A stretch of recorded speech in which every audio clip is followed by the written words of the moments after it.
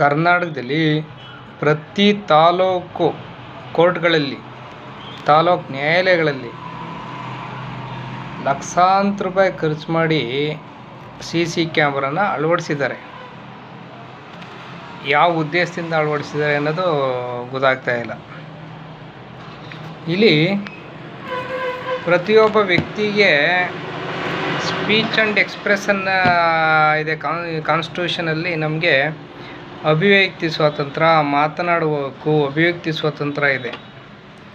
ಅದನ್ನು ಈ ಕ್ಯಾಮ್ರಾಗಳು ಕಿತ್ಕೊತಾ ಇದ್ದಾವೆ, ವಿಡಿಯೋ ಮಾಡ್ಕೊತಾ ಇದ್ದಾವೆ, ನಮ್ಮ ಒಂದು ಹಕ್ಕನ್ನು ಕಸಿದುಕೊಳ್ತಾ ಇದ್ದಾವೆ. ಅದ್ರ ಬದಲು ಅಷ್ಟೊಂದು CC ಕ್ಯಾಮ್ರಾ ಹಾಕಿ ಏನೇನು ಅಪರಾಧ ಮಾಡ್ತಾರೆ ಕ್ಲೈಂಟ್ಗಳು ಅಥವಾ ಅಡ್ವೊಕೇಟ್ಗಳ ಮೇಲೆ ಅನುಮಾನ ಬಂದು ಈ ಥರ ಕ್ಯಾಮ್ರಾಗಳನ್ನ ಅಳವಡಿಸಿದ್ದೀರಾ, ಇಲ್ಲ ಅಡ್ವೊಕೇಟ್ಗಳಿಗೆ ರಕ್ಷಣೆ ಇಷ್ಟೊಂದು ಲಕ್ಷಾಂತರ ರೂಪಾಯಿ ಖರ್ಚು ಮಾಡಿ ಅದನ್ನೇ ಕಕ್ಷಿದಾರರು ಕೋರ್ಟ್ಗೆ ಡೈಲಿ 100 ಜನ ಬರ್ತಾರೆ. ಅವ್ರಿಗೆ ಒಂದು ಮೂಲಭೂತ ಸೌಲಭ್ಯ ಒದಗಿಸೋಕ್ಕಾಗಿಲ್ಲ ಸರ್ಕಾರದವರು, ರಾಜ್ಯ ಸರ್ಕಾರದವರು, ಕೇಂದ್ರ ಸರ್ಕಾರದವರು.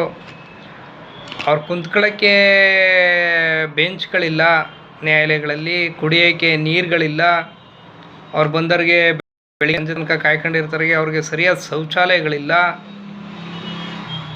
ರೆಸ್ಟ್ ತಗೊಳ್ಳೋದಕ್ಕೆ, ಒಂದು ಕುಂತ್ಕೊಳ್ಳೋದಕ್ಕೆ, ಘನತೆಯಿಂದ ಬದುಕೋದಕ್ಕೆ, ಘನತೆಯಿಂದ ಕೋರ್ಟಿಗೆ ಬಂದು ಹೋಗೋದಕ್ಕೆ ಅವ್ರಿಗೆ ಮೂಲಭೂತ ಸೌಲಭ್ಯಗಳನ್ನು ಒದಗಿಸಿಲ್ಲ. ಕೋಟ್ಯಾಂತರ ರೂಪಾಯಿ ಖರ್ಚು ಮಾಡಿ ಕ್ಯಾಮ್ರಾಗಳ ಅಳವಡಿಸೋ ಅಗತ್ಯ ಇರಲಿಲ್ಲ. ಇದು ವಕೀಲರುಗಳಿಗೆ ಹಾಗೂ ಜನಗಳಿಗೆ ಒಂದು ಸ್ಪೀಚ್ ಆ್ಯಂಡ್ ಎಕ್ಸ್ಪ್ರೆಷನ್ನ ಹಕ್ಕನ್ನು, ರೈಟ್ಸ್ನ ಸರ್ಕಾರದವರು ಇಲ್ಲ ನ್ಯಾಯಾಲಯ ಕಿತ್ಕೊಳ್ತಾ ಇದೆ ಅಂತ ನಾನಾದರೂ ಈ ಒಂದು ಸಂದರ್ಭದಲ್ಲಿ ಭಾವಿಸ್ತೀನಿ.